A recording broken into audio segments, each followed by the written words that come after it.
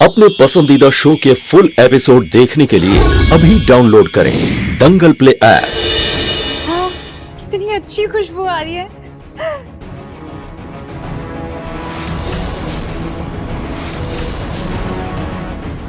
आजकल की पीढ़ी में ना तो शर्म बची है, ना ही बड़ों का आदर सत्कार। एक हमारा जमाना था जहाँ घर की बहुएं पहले बड़ों को खाना परोसती थी, उसके बाद ही खुद खाती थी।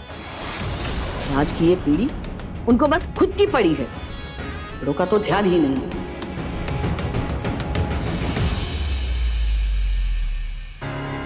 सॉरी दादी जी, पर मुझे ना एक लॉजिक समझ में नहीं आता है। अब नाश्ते का टाइम तो सबके लिए बराबर ही होता है ना, फिर वो चाहे बड़े हो चाहे बहुएं। अगर बड़ों को भूख लग सकती है तो फिर बहुओं को क्यों नहीं? उन्हें भी तो खाने का हक है ना। और वैसे भी मुझसे तो ना खाना देख के कंट्रोल ही नहीं होता है, बहुत ज्यादा भूख लग जाती है।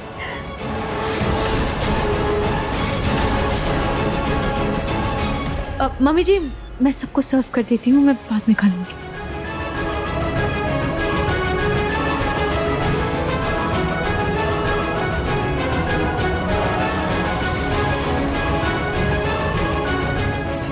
वाह रूही, इतने दिनों के बाद तेरे हाथ के गट्टे की सब्जी खाई है, कितनी ज्यादा टेस्टी बनी है।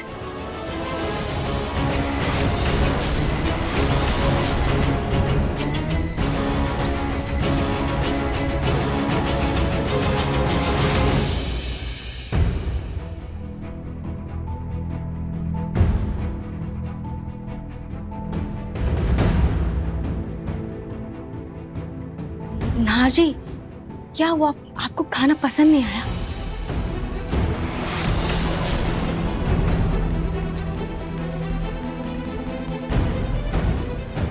नार जी, क्या हुआ? नार जी, लेकिन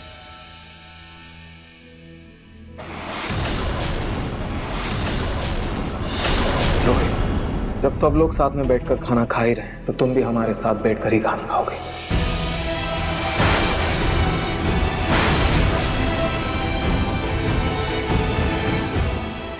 तुम घर के जो बड़े हैं उन्हें खाना सर्व कर चुकी हो, और जो छोटे हैं वो खुद से सर्व कर सकते हैं। क्यों अभी? हाँ भाभी, हम खुद से ले लेंगे, आप खाइए। चलिए शुरू करिए, खाइए हमारे साथ।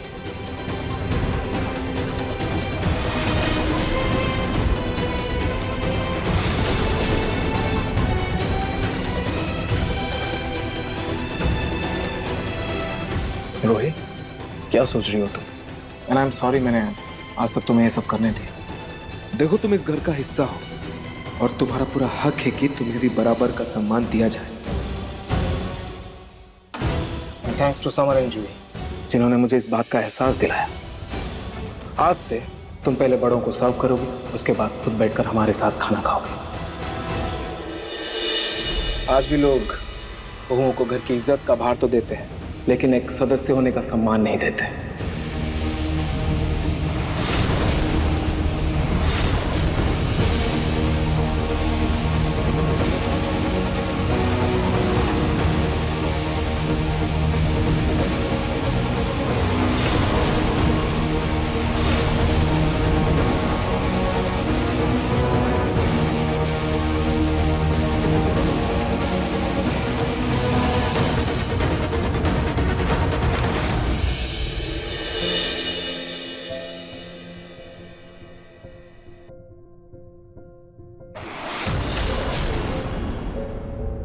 यार जी, लेकिन जब सब लोग साथ में बैठकर खाना खा ही रहे तो तुम भी हमारे साथ बैठकर ही खाना खाओगे। एंड आई एम सॉरी, मैंने आज तक तुम्हें ये सब करने दिया। देखो, तुम इस घर का हिस्सा हो और तुम्हारा पूरा हक है कि तुम्हें भी बराबर का सम्मान दिया जाए। तुम्हें इन सब बातों का बुरा लगना चाहिए रोहित। मैं नहीं चाहता तुम्हें ऐसी किसी चीज़ की आदत हो जिससे तुम्हारे सेल्फ रेस्पेक्ट, तुम्हारे आत्मसम्मान को ठेस पहुंचे।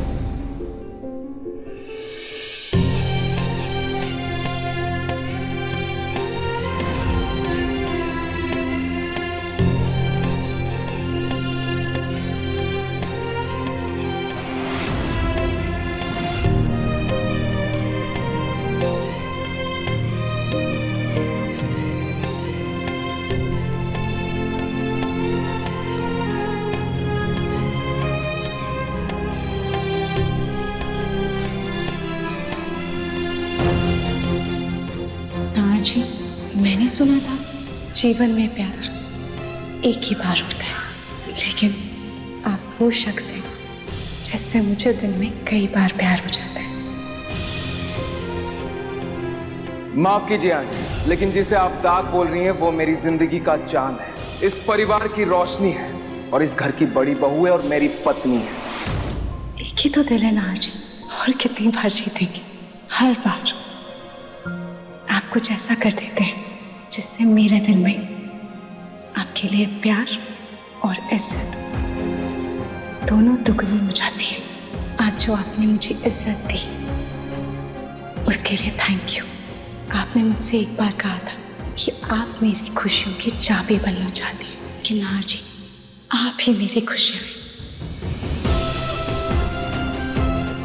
लोग कहते हैं पति को परमेश्वर मानो, पर अक्सर पति भी नहीं बन पाते, लेकिन आप मेरे जीवन में, मेरी जिंदगी में मेरे पति बनकर आए, पर आप मेरे लिए किसी परमेश्वर से भी कम नहीं है।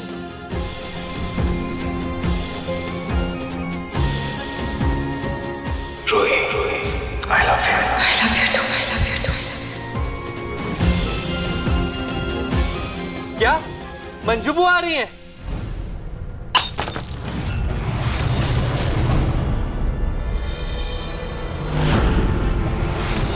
समर आज शाम की गाड़ी से ही आ रही है मंजू बुआ। क्या? अरे तुम सब तो ऐसे घबरा रहे हो जैसे कोई हिटलर आ रहा हो। अरे किसी हिटलर से कम नहीं है वो। नाहर, बेटा तुम ड्राइवर को कह देना कि टाइम से पहुंच जाए, नहीं तो तुम्हें पता है क्या होने वाला है। पर मम्मा, मंजू बुआ ऐसा अचानक क्यों आ रही है? अपनी बेटा अचानक से नहीं आ रही है, हमने उन्हें न्योता दिया है। वो नाश्ते के टाइम में बताना भूल गई थी। क्या है ना, समर की शादी में हम लोग ज्यादा लोगों को नहीं बुलाया था, इसलिए आज समर की शादी के पार्टी में समर के ऑफिस के कुछ दोस्त और मंजू बुआ जी को बुलाया है। समर, तुम इतना घबरा क्यों रहे? आई नो वो थोड़ी स्ट्रिक्ट हैं, थोड़ा रोकती टोकती हैं, लेकिन दिल की बहुत साफ है। रूही, जूही, तुम दोनों भी मंजू बुआ जी से नहीं मिले हो। देखो वो हमारी बहुत ही खास रिश्तेदार है। हाँ, स्वभाव में थोड़ी कड़क है। और जूही, तुम उनके सामने बिल्कुल तमाशा मत करना। रूही, जूही की जिम्मेदारी तुम्हारी है, परिवार की इज्जत का सवाल है। मैं नहीं चाहती कि इस बार कोई तमाशा, कोई अनहोनी हो, समझे ना तुम दोनों? देखो मंजू बुआ जो है उन्हें हर चीज तरीके से और अच्छे से पसंद है, इसलिए चीजें उनके हिसाब से ही होनी चाहिए, उनका दिल नहीं दुखना चाहिए, ध्यान रहे।